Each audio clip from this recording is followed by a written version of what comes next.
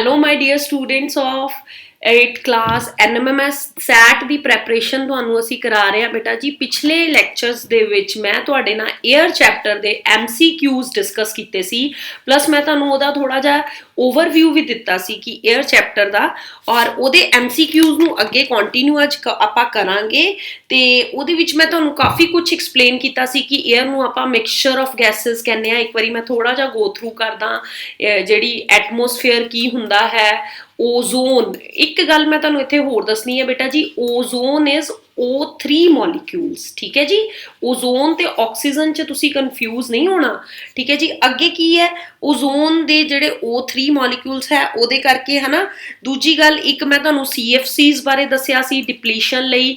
Green house effect ਦੀ ਆਪਾਂ ਗੱਲ ਕੀਤੀ ਸੀ ਕਿ ਕਿਹੜੀ ਗੈਸ ਜਿਹੜੀ ਹੈ ਉਹ ਗ੍ਰੀਨ ਹਾਊਸ ਇਫੈਕਟ ਲਈ ਜਿਹੜੀ ਰਿਸਪੌਂਸਿਬਲ ਹੈ, ਔਰ ਇੱਥੇ ਆਪਾਂ ਕਾਰਬਨ ਡਾਈਆਕਸਾਈਡ ਦੀ ਗੱਲ ਕੀਤੀ ਸੀ।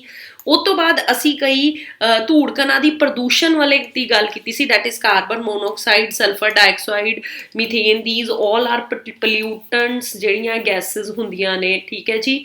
ਚਲੋ, ਔਰ ਉਸ ਤੋਂ ਬਾਅਦ ਆਪਾਂ ਇਹ ਵੀ ਗੱਲ ਕੀਤੀ ਸੀ ਕਿ ਜਿਹੜੀ ਕੀ ਕਹਿੰਦੇ ਹੈ ਰੇਡੀਏਸ਼ਨ ਸਾਨੂੰ ਸੂਰਜ ਤੋਂ ਆਉਂਦੀ ਹੈ, ਬੇਸਿਕਲੀ ਜਿਹੜੀ ਓਜ਼ੋਨ ਹੈ ਸਾਨੂੰ ਉਹ ਤੋਂ ਬਚਾਉਂਦੀ ਹੈ UV ਰੇਡੀਏਸ਼ਨਸ ਤੋਂ, UV, ਠੀਕ ਹੈ ਨਾ, ਅਲਟਰਾਵਾਇਲਟ ਤੋਂ। ਤੇ ਚਲੋ ਆਓ ਜੀ ਆਪਾਂ ਅੱਗੇ ਡਿਸਕਸ ਕਰਦੇ ਹਾਂ ਇਹਦੇ ਜਿਹੜੇ MCQs ਰਹਿ ਗਏ ਸੀ। 10 MCQs ਮੈਂ ਤੁਹਾਡੇ ਨਾਲ ਡਿਸਕਸ ਕਰ ਚੁੱਕੀ ਸੀ। 11th ਇਜ਼ ਵਾਯੂਮੰਡਲੀ ਦਬਾਅ ਕਿੰਨਾ ਹੈ, ਯਾਨੀ ਬੇਸਿਕਲੀ ਐਟਮੋਸਫੇਰਿਕ ਪ੍ਰੈਸ਼ਰ ਜਿਹੜਾ ਹੈ ਉਹ ਕਿੰਨਾ ਹੈ, ਵਾਯੂਮੰਡਲੀ ਦਬਾਅ, ਠੀਕ ਹੈ ਜੀ। ਤਾਂ ਪਹਿਲੇ ਗੱਲ ਕਰਦੇ ਹਾਂ 760 ਮਿਲੀਲੀਟਰ, 760 ਮਿਲੀਮੀਟਰ। ਦੂਜੀ ਗੱਲ ਕਰਦੇ ਹਾਂ ਜੀ 766 ਮਿਲੀਮੀਟਰ। ਤੇ ਤੀਜੀ ਗੱਲ ਕਰਦੇ ਹਾਂ ਆਪਾਂ ਮਿਲੀਮੀਟਰ ਕੱਲੀ ਆਪਸ਼ਨ ਦਿੱਤੀ ਹੋਈ ਹੈ। ਤੇ ਚੌਥੀ ਜੀ 576 ਮਿਲੀਮੀਟਰ। ਤਾਂ ਬੇਟਾ ਜੀ ਤੁਹਾਨੂੰ ਇਹ ਪਤਾ ਹੈ ਕਿ ਜਿਹੜਾ ਐਟਮੋਸਫੇਰਿਕ ਦਬਾਅ ਹੈ ਉਹ ਕਿੰਨਾ ਹੁੰਦਾ ਹੈ ਜੀ, 760 mm ਮਰਕਰੀ ਆਪਾਂ ਲਿਖ ਦਿੰਦੇ ਹਾਂ, ਠੀਕ ਹੈ ਜੀ। 760 mm ਮਰਕਰੀ, ਠੀਕ ਹੈ ਡੀਅਰ ਸਟੂਡੈਂਟਸ। ਔਰ ਤੁਹਾਨੂੰ ਪਤਾ ਹੈ ਆਪਾਂ ਪਿਛਲੇ MCQs 'ਚ ਕੀਤਾ ਹੋਇਆ ਕਿਹਦੇ ਨਾਲ ਮਾਪਦੇ ਆਪਾਂ, ਬੈਰੋਮੀਟਰ ਦੇ ਨਾਲ। ਕਿਹਦੇ ਨਾਲ ਮਾਪਦੇ ਆਪਾਂ, ਬੈਰੋਮੀਟਰ ਦੇ ਨਾਲ।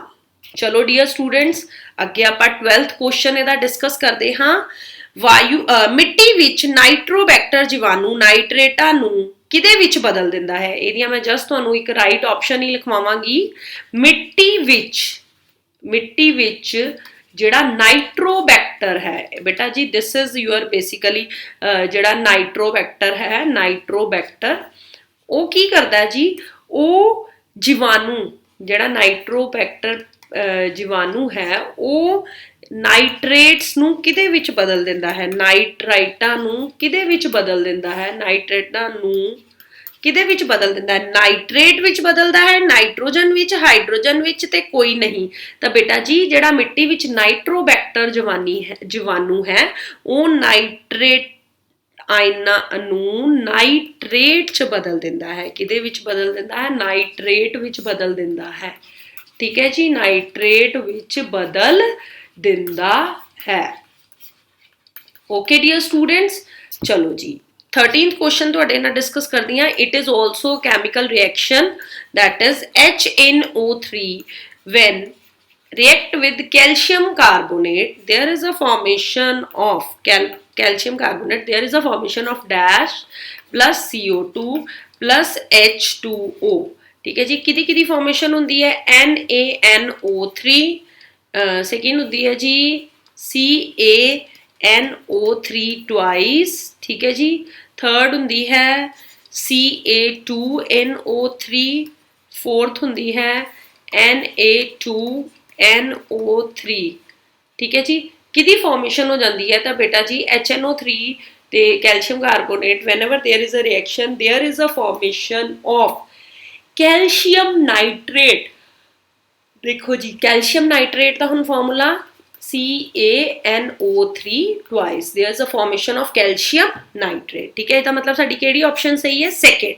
ਚਲੋ ਜੀ 14th ਕੁਐਸਚਨ ਦੀ ਗੱਲ ਕਰਦੇ ਹਾਂ। 14th ਕੁਐਸਚਨ ਇਜ਼ ਨਾਈਟ੍ਰੋਜਨ ਦਾ ਉਬਾਲ ਦਰਜਾ ਕਿੰਨਾ ਹੁੰਦਾ ਹੈ, ठीक है जी। क्वेश्चन है what is the boiling point of nitrogen. Nitrogen दा उबाल दर्जा, नाइट्रोजन दा उबाल दर्जा कितना हुंदा है, बॉइलिंग पॉइंट कितना हुंदा है, उबाल दर्जा कितना हुंदा है। ठीक है जी। ते नाइट्रोजन दा उबाल दर्जा ऑप्शन सानू दित्तियां होईयां जी -186 degree Celsius, second -183 degree Celsius, third is there is -196 degree Celsius and fourth is -200 degree Celsius। तो बेटा जी जेड़ा नाइट्रोजन है basically that is 195.8 degree Celsius ओदा हुंदा है which is nearly equal to this -196 degree Celsius. ठीक है जी।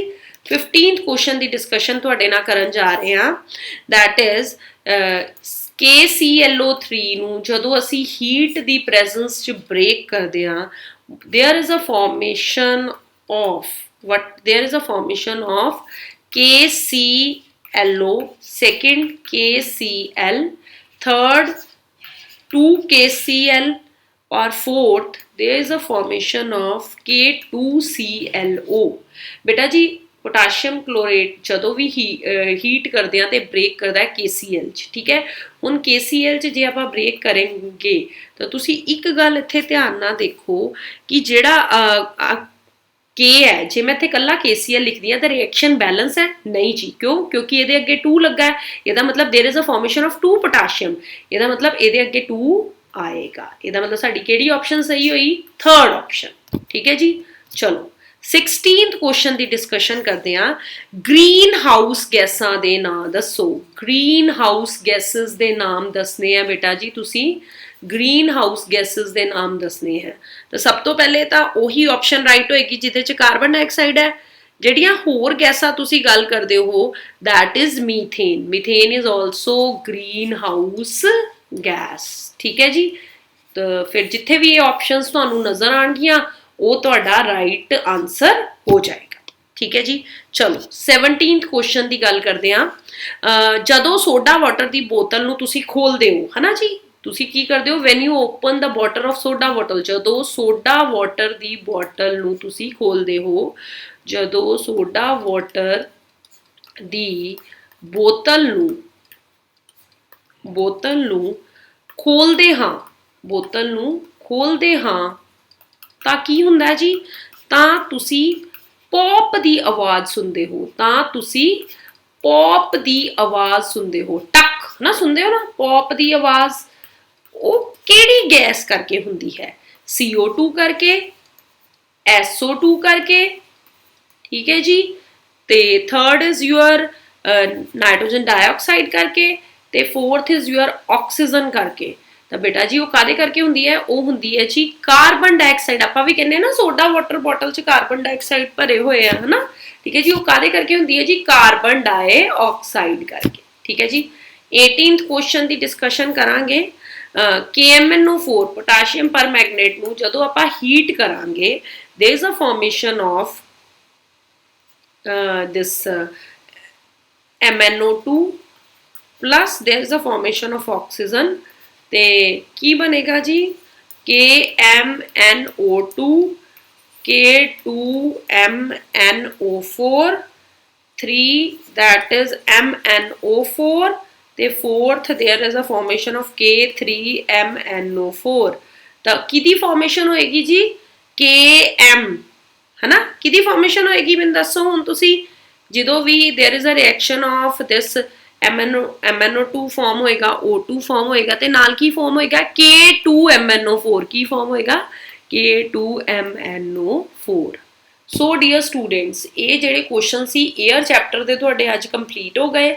ਕਾਫੀ ਇਹਦੇ ਮੇਨ ਪੁਆਇੰਟਸ ਅਸੀਂ ਤੁਹਾਡੇ ਨਾਲ ਡਿਸਕਸ ਕਰ ਲਏ।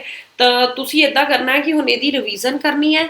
ਅਗਲਾ ਜਿਹੜਾ ਮੈਂ ਚੈਪਟਰ ਤੁਹਾਡੇ ਨਾਲ ਦੇਖਾਂਗੀ ਕਿਹੜਾ ਕਰਨਾ ਹੈ discuss. So till then good bye, take care dear students.